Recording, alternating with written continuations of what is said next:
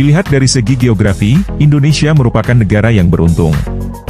Bagaimana tidak? Tanah air Indonesia yang menyebar di sekitar Khatulistiwa menjadikan negeri ini beriklim tropis. Letak kepulauan Indonesia di antara benua Asia dan benua Australia, serta di antara Samudera Hindia dan Samudera Pasifik, membuat wilayah Indonesia strategis berada pada posisi silang.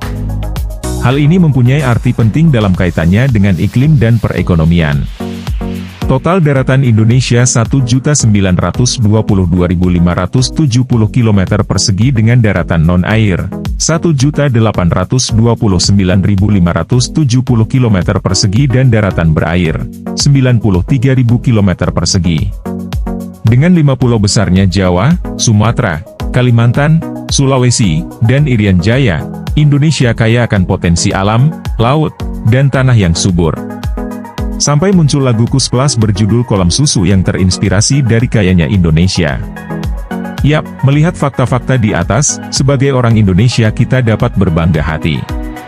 Namun, jika kita melirik sedikit ke negara yang memiliki hubungan dekat dengan Indonesia selama 350 tahun di masa silam, tentu rasa syukur itu akan bertambah, bahkan dapat berubah menjadi decak kagum.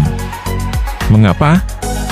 Fasilitas alam dan kenyamanan geografis yang kita miliki sayangnya tidak dimiliki negara tersebut, tetapi apakah itu membuat negara asal legenda pesepak bola Ruud Gullit tersebut menjadi terpuruk? Belanda nama negeri itu. Tentu Anda tahu kalau bentuk permukaan tanah Belanda termasuk yang unik. Terletak di benua Eropa dengan berbatasan langsung dengan Laut Utara, Belanda memiliki permukaan tanah yang sangat rata. Hampir separuh dari negara Belanda berada kurang 1 meter dari permukaan laut. Permukaan tertingginya hanya 321 meter di permukaan laut, yaitu Provinsi Limburg, yang berada di bagian tenggara negeri Belanda. Bagaimana dengan permukaan terendahnya? Daerah bernama Nieuwerkerk aan den IJssel berada 76 di bawah permukaan laut. Wah, jika begitu bagaimana penduduk di sana bertahan dari bentukan alam yang tidak mendukung tanah negerinya? Belajar dari tempaan alam asli, ternyata malah membuat Belanda menjadi lebih kreatif.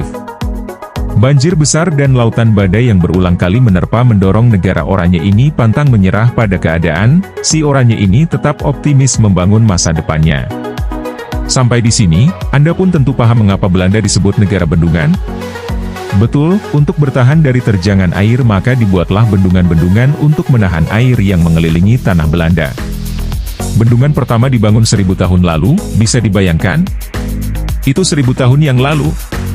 Caranya, danau-danau dikeringkan, polder, tanah reklamasi, dibangun, dan ketinggian air dikontrol. Sampai pada akhirnya pembangunan bendungan berujung pada suatu karya raksasa. Afsluitdijk nama karya tersebut. Pada monumen bendungan Afsluitdijk tertulis, bangsa yang hidup, membangun masa depannya. Dari kalimat tersebut dapat tercermin gigihnya perjuangan para penggagasnya. Afsluitdijk adalah salah satu mahakarya modern Belanda, satu keping bendungan yang membentang sepanjang 32 km lurus lempeng, dengan lebar 90 m, seolah seperti garis yang membelah lautan. Dengan ketinggian 7,25 meter dari permukaan laut, di atas bendungan tersebut terbentang jalan bebas hambatan dan jalur khusus untuk sepeda. Afsluitdijk sungguh merupakan pemandangan indah bagi orang yang berkendara di atasnya. Afsluitdijk mulanya dibangun pada tahun 1927 dan 1933. Didorong oleh terjadinya banjir besar yang tiada hentinya, akhirnya pemerintah Belanda pun meloloskan rencana pembangunan bendungan ini. Pada tahun 1920 dimulailah suatu proyek ambisius yang dimulai dengan menguras dan mengeringkan laut. Terbayangkah oleh Anda bagaimana menguras laut? Untuk menguras air tergenang akibat banjir di komplek perumahan saja sulit, apalagi menguras laut? Lalu, apakah sampai di situ saja perjuangan negeri tulip ini dalam membangun bangsanya? Ternyata belum, alam telah mengajarkan mereka untuk tangguh dan kreatif bertahan. Maka suatu pekerjaan mahakarya konstruksi modern yang jauh lebih besar dan rumit dari Afsluitdijk dirancang. Delta Works namanya, proyek ini adalah pembangunan tanggul penahan gelombang laut.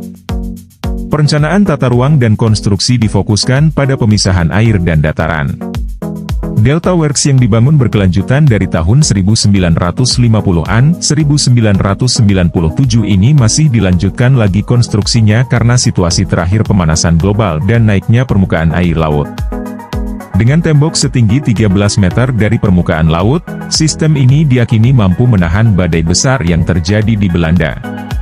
Dengan total panjang 16.500 km, yang terdiri dari 2.420 km bendungan utama dan 14.080 km bendungan sekunder, jumlah totalnya adalah 300 struktur raksasa. Tentu tidak diragukan lagi Absolute Dick dan Delta Works, dua mega proyek tersebut kini dipercaya menjadi salah satu keajaiban konstruksi raksasa di dunia modern ini. Belajar dari tuntutan alam dan dipaksa berkreasi untuk dapat bertahan di negara sendiri memanglah tidak mudah. Mungkin itulah yang menyebabkan bidang konstruksi Belanda berkembang sedemikian pesat. Berkaca dari negara kincir angin ini, banyak hal yang bisa kita ambil hikmahnya, melihat kekuatan dari pembelajaran alam, membangun sesuatu yang sulit menjadi mungkin, dan mewujudkan hidup di bawah lautan. Saatnya kita kembali menelaah diri sendiri. Seperti yang Kus Plus bilang, tanah kita tanah surga, mungkin kita sudah terlalu terlena dengan surga yang kita miliki. Saatnya bangkit, belajarlah dari alam. Muara Sungai Rhine, Meuse dan Schelde telah mengalami banjir selama berabad-abad. Setelah membangun Absolute Dick, 1927-1932, Belanda mulai mempelajari pembendungan Delta Rhine-Meuse. Rencana dikembangkan untuk memperpendek garis pantai dan mengubah delta menjadi sekelompok danau pantai air tawar. Dengan memperpendek garis pantai, lebih sedikit tanggul yang harus diperkuat. Karena keraguan-raguan dan Perang Dunia Kedua, sedikit tindakan yang diambil. Pada tahun 1952 mulut muara kecil, Briel-Segat dekat Brielle dan Botlek dekat Vlaardingen dibendung. Setelah banjir laut utara tahun 1953, Komisi Pekerjaan Delta dibentuk untuk meneliti penyebab dan mengembangkan langkah-langkah untuk mencegah bencana serupa di masa depan. Mereka merevisi beberapa rencana lama dan menghasilkan Delta Plan. Berbeda dengan Zuiderzeewerks, tujuan rencana Delta sebagian besar bersifat defensif dan bukan untuk reklamasi tanah. 1. Rencana Delta adalah program nasional dan menuntut kerja sama antara pemerintah pusat, otoritas provinsi, otoritas kota, dan Dewan Air. Rencananya terdiri dari pemblokiran mulut muara Oosterschelde, Haringvliet dan Grevelingen. Hal ini mengurangi panjang tanggul yang terekspos ke laut hingga 700 km, 430 mil. Mulut Nieuwe Waterweg dan Westerschelde akan tetap terbuka karena jalur pelayaran penting ke pelabuhan Rotterdam dan Antwerpen. Tanggul di sepanjang saluran air ini harus ditinggikan dan diperkuat. Pekerjaan tersebut akan digabungkan dengan infrastruktur jalan dan saluran air untuk merangsang perekonomian Provinsi Zeeland dan meningkatkan hubungan antara pelabuhan Rotterdam dan Antwerp. Bagian penting dari proyek ini adalah penelitian mendasar untuk menghasilkan solusi jangka panjang, melindungi Belanda dari banjir di masa depan. Alih-alih menganalisis banjir masa lalu dan membangun perlindungan yang cukup untuk menghadapinya, Komisi Delta Works memelopori kerangka kerja konseptual untuk digunakan sebagai norma investasi dalam pertahanan banjir. Kerangka itu disebut Norma Delta, itu mencakup prinsip-prinsip berikut. Area utama yang harus dilindungi dari banjir diidentifikasi. Ini disebut daerah cincin tanggul, karena dilindungi oleh cincin pertahanan laut primer. Biaya banjir dinilai menggunakan model statistik yang melibatkan kerusakan properti, produksi yang hilang, dan jumlah yang hilang per nyawa manusia. Untuk tujuan model ini, nyawa manusia dihargai 2,2 juta euro, data tahun 2008. Kemungkinan banjir yang signifikan dalam area tertentu dihitung. Hal ini dilakukan dengan menggunakan data dari laboratorium simulasi banjir yang dibuat khusus, serta data statistik empiris mengenai properti dan distribusi gelombang air. Perilaku badai dan distribusi pasang surut juga diperhitungkan. Area lingkar tanggul, yang paling penting adalah kawasan pantai Belanda Selatan. Ini adalah rumah bagi 4 juta orang, yang sebagian besar hidup di bawah permukaan laut normal. Hilangnya nyawa manusia dalam bencana banjir di sini bisa sangat besar karena biasanya ada sedikit waktu peringatan dengan badai laut utara. evakuasi menyeluruh bukanlah pilihan yang realistis untuk wilayah pesisir Belanda. Komisi awalnya menetapkan risiko yang dapat diterima untuk kegagalan total setiap cincin tanggul di negara itu pada 1 dalam 125.000 tahun. Namun, ditemukan bahwa biaya pembangunan hingga tingkat perlindungan ini tidak dapat didukung. Ini menetapkan risiko yang dapat diterima berdasarkan wilayah sebagai berikut. Belanda Utara dan Selatan tidak termasuk Wieringermeer 1/10.000 tahun. Area lain yang berisiko terkena banjir laut 1/4.000 tahun. Daerah peralihan antara dataran tinggi dan dataran rendah 1/2000 tahun. Banjir sungai menyebabkan lebih sedikit kerusakan daripada banjir air asin, yang menyebabkan kerusakan jangka panjang pada lahan pertanian. Area yang berisiko banjir sungai diberi risiko yang dapat diterima lebih tinggi. Banjir sungai juga memiliki waktu peringatan yang lebih lama, menghasilkan perkiraan jumlah kematian yang lebih rendah per kejadian.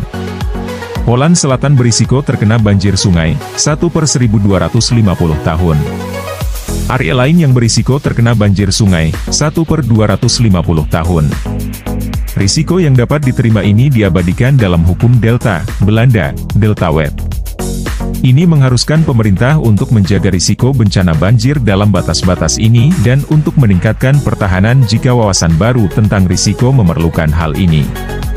Batasan tersebut juga telah dimasukkan ke dalam Undang-Undang Air, Waterwet, yang baru, efektif mulai 22 Desember 2009. Proyek Delta, yang merupakan bagian dari Delta Works, telah dirancang dengan mempertimbangkan pedoman ini. Semua pertahanan utama lainnya telah ditingkatkan untuk memenuhi norma. Data baru yang meningkatkan penilaian risiko atas perkiraan kenaikan permukaan air laut akibat pemanasan global telah mengidentifikasi 10 titik lemah. Ini telah ditingkatkan untuk memenuhi tuntutan masa depan. Pembaruan terbaru dilakukan di bawah program perlindungan air tinggi. Rencana awal diselesaikan oleh Europort Kering yang membutuhkan pembangunan Maasland Kering di Nieuwe Waterweg antara Maasluis dan Hof of Holland dan Hartel Kering di Kanal Hartel dekat Spijkenisse. Pekerjaan dinyatakan selesai setelah hampir 40 tahun pada tahun 1997. Karena perubahan iklim dan kenaikan permukaan laut relatif, tanggul pada akhirnya harus dibuat lebih tinggi dan lebih lebar. Ini adalah pertempuran berat jangka panjang melawan laut. Tingkat perlindungan banjir yang dibutuhkan dan biaya yang dihasilkan selalu menjadi bahan perdebatan, dan melibatkan proses pengambilan keputusan yang rumit. Pada tahun 1995 telah disetujui dalam proyek Delta Plan Large Rivers and Rumford River bahwa sekitar 500 km tanggul-tanggul yang tidak memadai diperkuat dan diganti di sepanjang Oosterschelde dan Westerschelde antara tahun 1995 dan 2015. Setelah 2015, di bawah program perlindungan air tinggi, tambahan dilakukan upgrade. 11.